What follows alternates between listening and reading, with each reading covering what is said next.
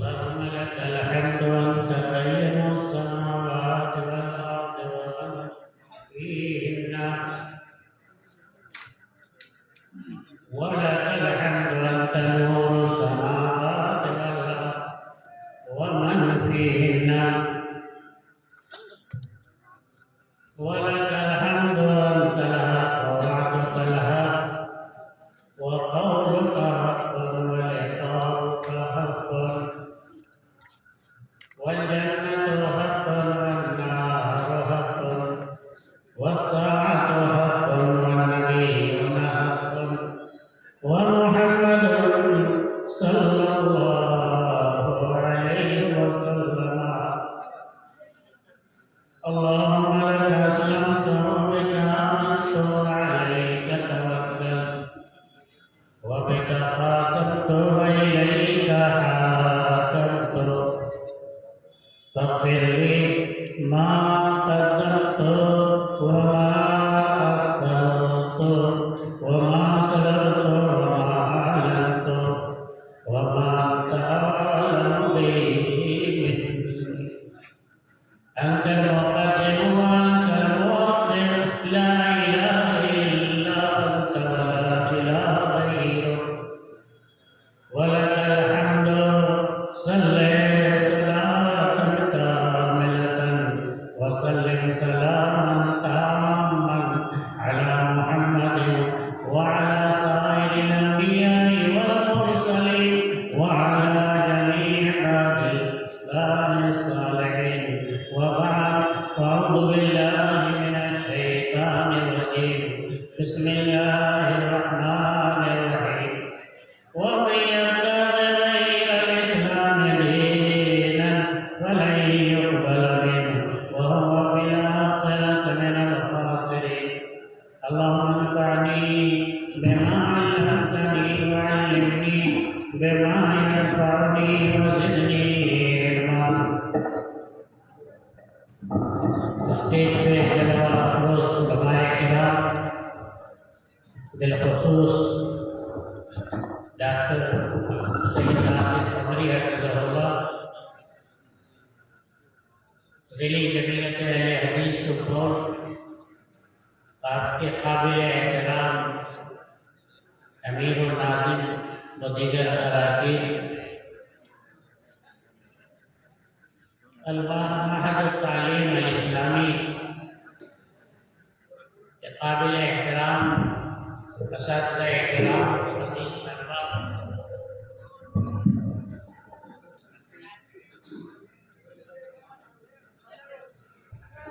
معہد التعلیم الاسلامی کے پرانگن میں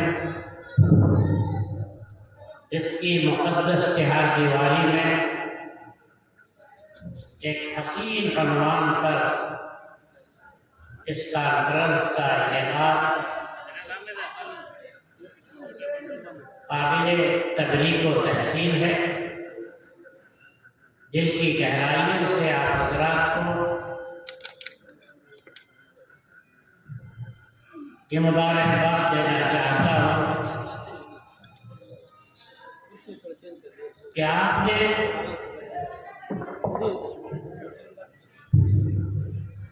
ایک وقی، ایک حساس اور ایک بڑے اہم موضوع پر خطاب کے لیے، مقالات لکھنے کے لیے علاقے کے علماء کرام کو علم و آگاہی کے اس مرکز میں جمع کر دیا۔ میرے بھائیوں، آپ جانتے ہیں کہ ہمارا دین اسلام بڑی خوبیوں، بڑی خصوصیتوں کا مالک ہے، جس کے بڑے کمالات ہیں، بڑے محاسن ہیں، بڑی اچھائیاں ہیں، انگنت خوبیاں ہیں، اور اس کا احساس و اعتراف ہر اس شخص کو ہے جو اپنے سینے میں دھڑکتا دل رکھتا ہے،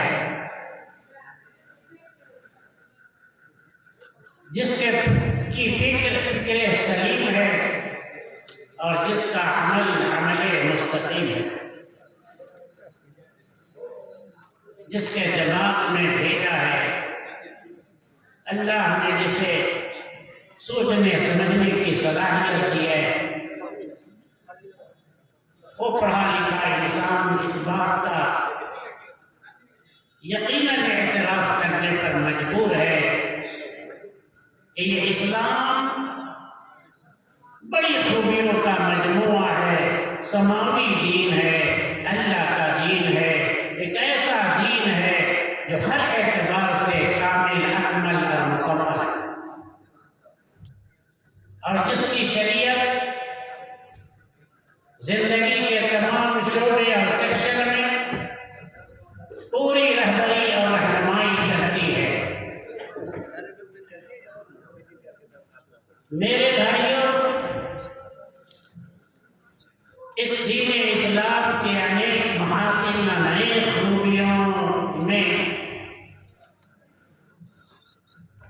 اس کی ایک بڑی خوبی، بڑا حسن اس دین کا یہ ہے کہ یہ دین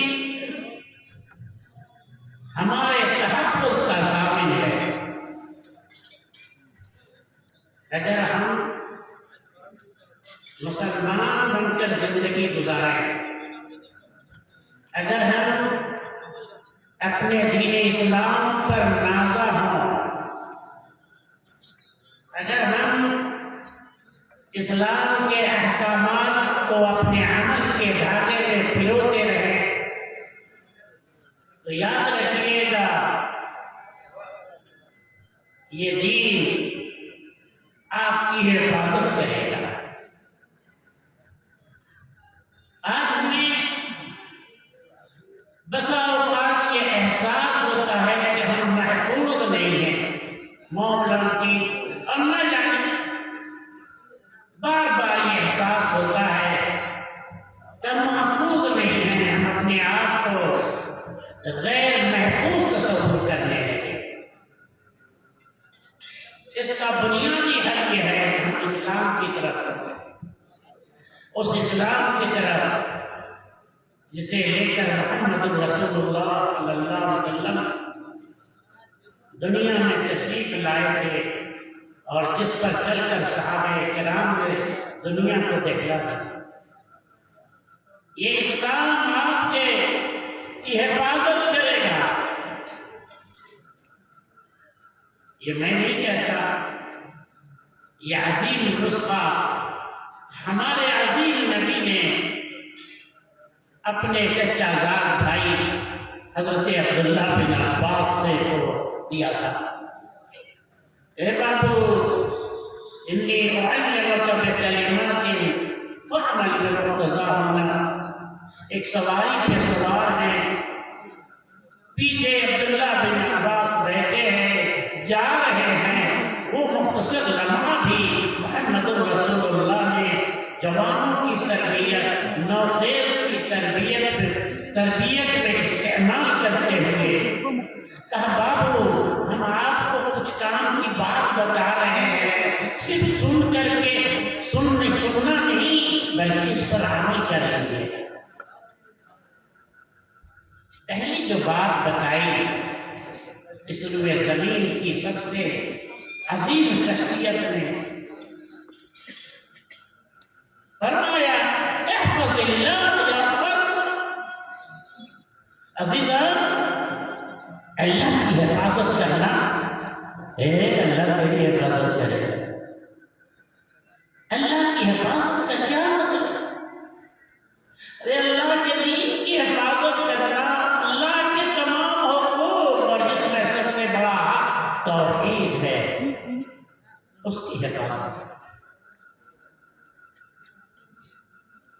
اللہ نے جن چیزوں کو حرام قرار دیا ہے کہ حرمت کی حفاظت کرنا،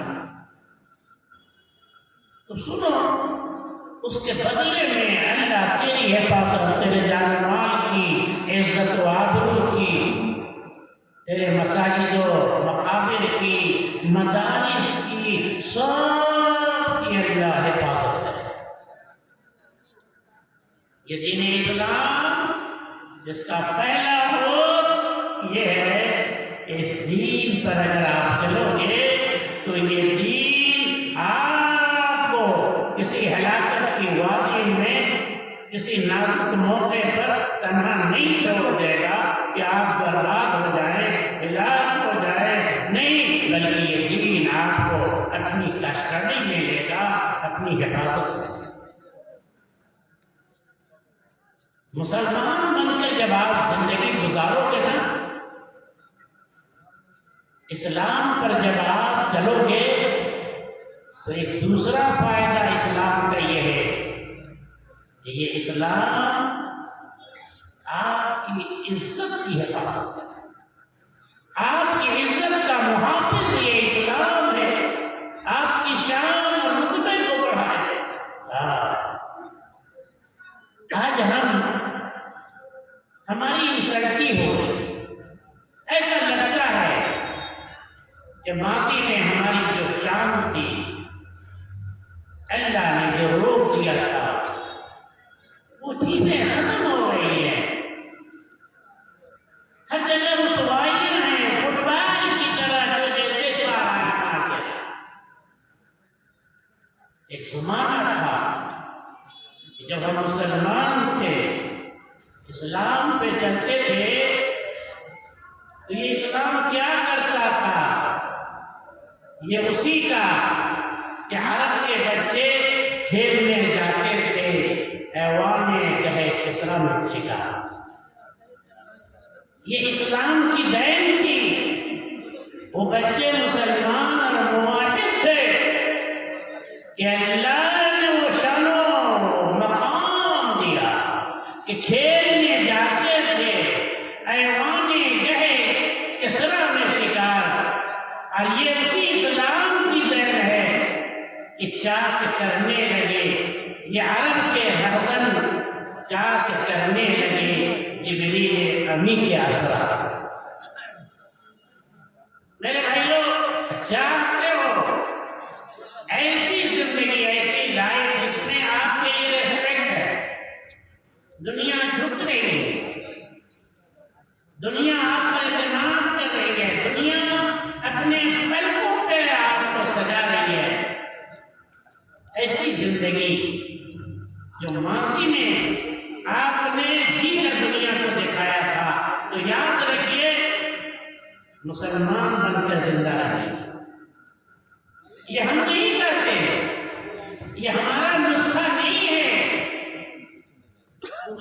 کہ اسلام آپ کی عزت و شان کا محافظ ہے، یہ ہم نہ کر رہے ہیں۔ کون کہہ رہے ہیں؟ یہ حضرت عمر بن خطاب رضی اللہ تعالیٰ عنہ کا تاریخی جملہ، نحن قوم اعزنا اللہ بالاسلام فمهما ابتغينا العزة بغير ما انزل اللہ اذلنا اللہ۔ عمر بن خطاب فرماتے ہیں کہ ہم وہ ہیں، کیا کرتے تھے؟ اٹھ چلایا کرتے تھے، ذرا بھی اس میں کوتاہی ہوتی تھی تو ابو ڈنڈے مارا کرتے تھے۔ کیا تھے؟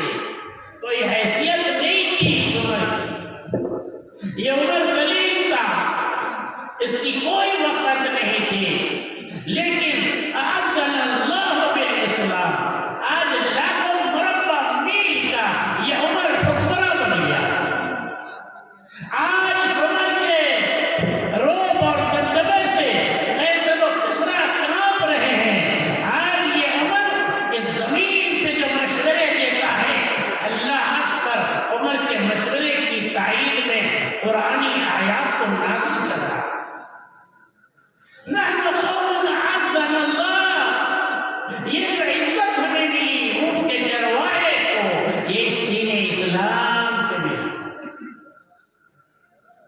اب اگر دنیا والوں اسلام چھوڑ کر اگر چاہو گے عمر الیاسی کی طرح ہر جگہ اونچی ٹوپی لگا دوسری تہذیب دوسرے علم اور دوسرے چکروں میں اگر پڑھو گے کہ اس سے ہمیں عزت مل جائے گی تو یاد رکھنا اذلنا اللہ آپ کو ذلیل کرے۔ اس دنیا میں اگر عزت چاہتے ہیں اس دنیا میں اگر ذلت و رسوائی سے بچنا چاہتے ہو تو آؤ لوٹو اسلام کی طرف، مسلمان بن کر زندگی گزارو۔ اپنے آپ کے گھروں میں قرآن کریم کی آواز آئے، نکالیے گھروں سے شیطانی آلات کو، بند کیجیے ٹی وی کے چکر کو۔ ہر شب آپ کا یہ معمول ہونا چاہیے کہ ہمارے گھر کے بچے جوان یا جوان بہنیں نماز پڑھیں۔ اس انداز سے جب زندگی گزارو گے تو اللہ تعالیٰ آپ کی عزت و شان میں اضافہ کرے۔ میرے بھائیو، اسلام کی بڑی خوبیاں ہیں۔ میں حیران ہوں آپ کے سامنے کون سی خوبی کو بیان کروں۔ پہلی بات یہ وہ دین اسلام ہے جس نے سب سے پہلے دنیا کے سامنے انسانیت کی تکریم کو پیش کیا کہ یہ انسان یہ قابل قدر ہے، ریسپیکٹڈ ہے۔ تکریم انسانیت اور عظمت انسانیت کا منشور اس دین اسلام نے دنیا کے سامنے پیش کیا، ورنہ اسلام سے پہلے آپ جانتے ہیں نا انسان کی انسانیت مٹی میں مل چکی تھی۔ کوئی انسان کو محترم اور معزز ماننے کے لیے تیار نہیں تھا۔ دنیا کے مذاہب کی ایک اپنی الگ سوچ تھی۔ وہ یہ سوچتا تھا کہ یہ انسان یہ پیدائشی مجرم اور گنہگار ہے۔ کسی مذہب والے کی یہ فکر تھی کہ یہ انسان جب آخری جنم میں کوئی بڑا پاپ کرتا ہے تو دوبارہ اسے انسانیت کے جامع میں گلزار بنا کر بھیجا جاتا ہے تاکہ وہ اپنے گناہوں کا کفارہ لگائے۔ کوئی حیثیت نہیں تھی انسان کی۔ یہ روم کے بادشاہوں کا طریقہ یہ تھا کہ وہ اپنے مہمانوں کو خوش کرنے کے لیے انسانوں کو، ان غلاموں کو بھوکے شیر کے حوالے کر دیتے تھے، اور جب یہ شیر ان پر جھپٹتے تھے، ان غلاموں کو کھاتے تھے تو خوشی میں یہ تالیاں بجائے۔ نو بھائی، کوئی نہیں، یہ غلاموں کے جسموں میں تیل لگا کر اور اسے زنجیروں میں جکڑ کر غلاموں کو مشل کی طرح جلایا جاتا تھا، اور یہ غلام جب سسکیاں لیتے تھے تو وہ تالیاں بجائے۔ عجیب بات، کہیں انسانیت میں بڑے بڑے طاقتور کو غلام بنایا جاتا تھا، بچیوں کو زندہ درگور کر دیا جاتا تھا، اولاد کو قتل کر دیا جاتا تھا۔ کہاں سے دل آئیں گے یہ کم وقت ہم کو غریب بنا دیں گے۔ ایسے حالات میں میرے بھائیو یہ اسلام ہے۔ جب اسلام آیا تو اس نے سب سے پہلے دنیا کو تکریم انسانیت کا پاٹ پڑھایا۔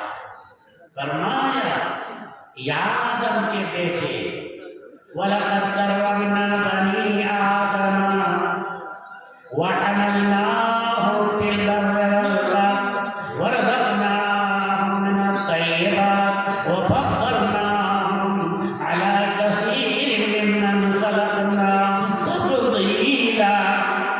آدم کا بیٹا چاہے غریب ہو یا مالدار، آزاد ہو یا غلام، ارے معذور کیوں نہ ہو، اندھا لنگڑا للہ، آدم کا اگر وہ بیٹا ہے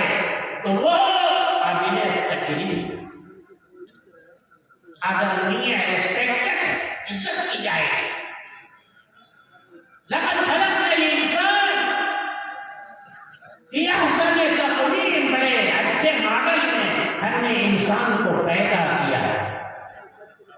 اس اسلام نے دنیا کو سمجھایا کہ یہ انسان باقی کائنات کا حسین پھول ہے۔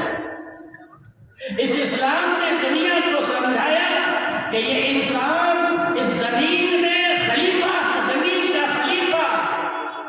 اس اسلام نے دنیا کو سمجھایا کہ اللہ تعالیٰ نے اسی حضرت انسان کے لیے، ان کی خدمت اور فائدے کے لیے آسمان و زمین اور تمام چیزوں کو پیدا کیا۔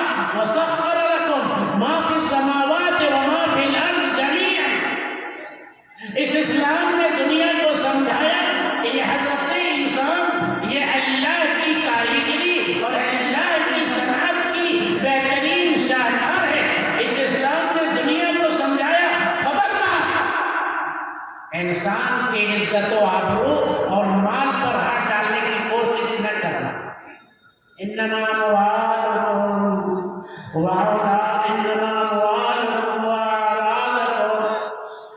حرام علیکم کحرمت یومکم ھذا فی یومکم ھذا فی شہرکم ھذا۔ اس اسلام نے دنیا کو بتایا کہ اگر کوئی شخص نہ کسی ایک انسان کو قتل کر دیتا ہے تو سنو، اس نے ایک کو نہیں قتل کیا، پوری انسانیت کا وہ قاتل ہے۔ من قتل نفسا بغیر نفس او فساد فی الارض فکأنما قتل الناس جميعا ومن احیاها فکأنما احیا الناس جميعا۔ کسی ایک انسان کی جان کی اگر آپ نے حفاظت کر دی، وہ جان مسلم کی ہو نن مسلم کی ہو، اگر آپ نے اس کی جان کی حفاظت کی تو اسلام کی نگاہ میں اللہ کے اس بندے نے ایک جان کی حفاظت نہیں کی، پوری انسانیت کی جان کی حفاظت۔ یہ ہے اور بتا، اس اسلام نے دنیا کو رحمت کا، قوت کا، محبت کا پاس پڑا ہے۔ دنیا اسلام سے پہلے یہ مرسی کیا چیز ہے، یہ رحمت کسے کہتے ہیں نہ آپ جانتے ہیں۔ لڑنا پھرنا اسلام سے پہلے یہ عرب لڑاکو بیمان معمولی باتوں پر جب ان کی تلواریں نیام سے باہر ہو جاتی تھی، کسی بڑے دیش اور بنیاد پر نہیں، صرف اس بنیاد پر کہ پہلے میں پانی پیوں گا، پہلے میرا گھوڑا پانی پیے گا، ایک زمین کی خاطر جب ان کی تلواریں چمکتی تھی تو صدیاں چمکتے رہتا تھی۔ یوں ہی چلتی رہتی تھی تلوار ان میں، یوں ہی ہوتی رہتی تھی تکرار ان میں۔ اتنے سخت دل تھے، اتنے لڑاکو تھے۔ جب اسلام آیا نا تو اتنا نرم کر دیا، اتنا بھائی کے کہیں اتنی محبت اور رحمت کا سیرت ہے۔ ہاں، اتنی محبت ہو گئی، اتنی محبت کہ میدان جنگ میں پیاس کی شدت سے پانی کر رہا ہے، اور جب پانی پیش کیا جاتا ہے تو اس کی سماعتوں سے، اس کے کان سے ایک دوسرے بھائی کے پانی کہنے کی آواز سنائی دیتی ہے۔ پینا گوارا نہیں کیا، منہ پہ دیکھا۔ یہ نوجوان عرب کے پی کر پڑے رہتے تھے۔ زنا جس کی زندگی کا لازمی جز تھا، ایک مورخ جب قلم اٹھاتا ہے اور زمانے جاہلیت کی گناہوں کو، زمانے جاہلیت کے عرب کی ننگی تصویروں کو، ان کے جرائم کو لکھنا چاہتا ہے، اس کا قلم رک جاتا ہے۔ کیا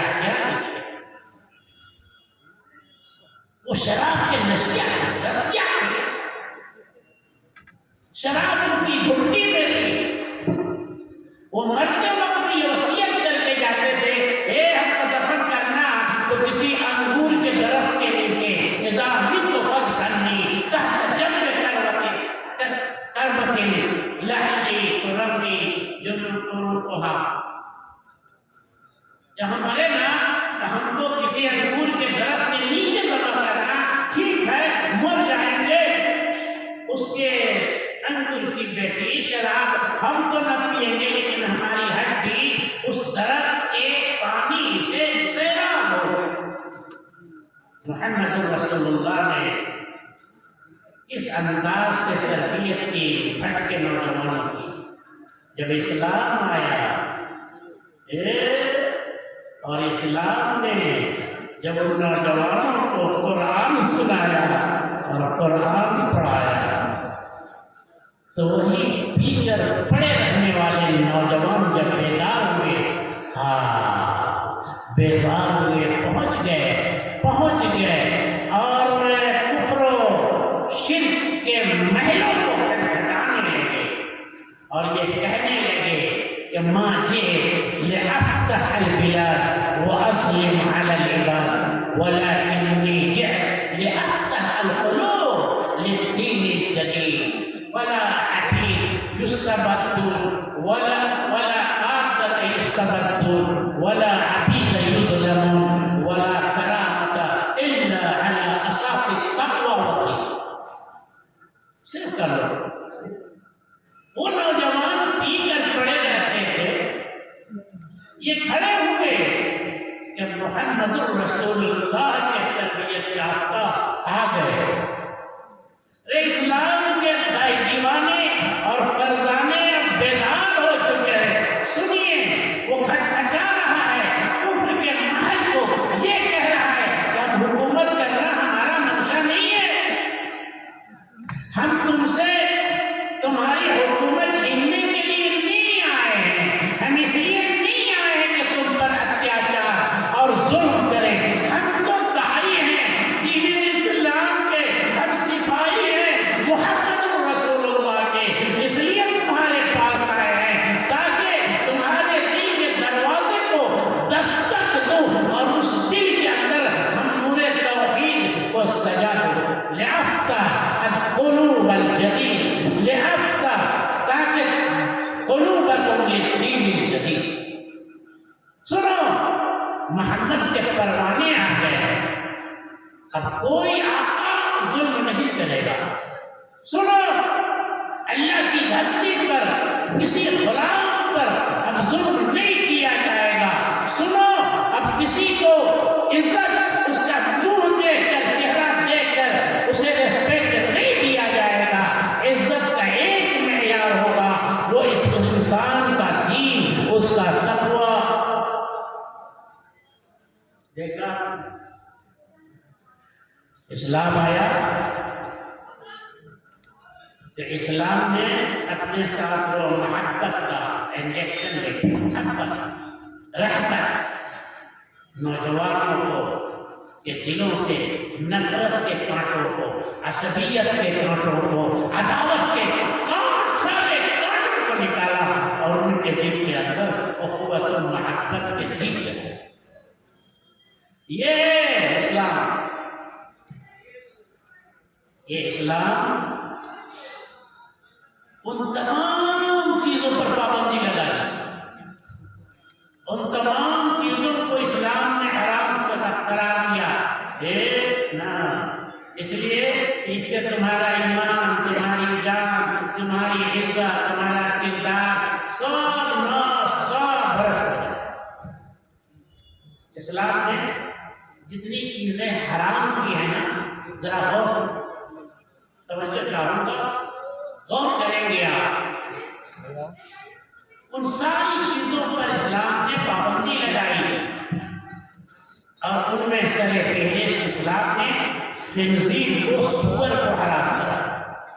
قرآن کریم کی 4 سورتوں، سورہ بقرہ، سورہ مائدہ، سورہ نام، سورہ نحل، 4 سورتوں کی 4 آیتوں میں اللہ نے سور کے گوشت کا ذکر کرتے ہوئے اس کے کھانے سے منع کیا۔ وائی کیوں؟ کہا ہے اسلام نے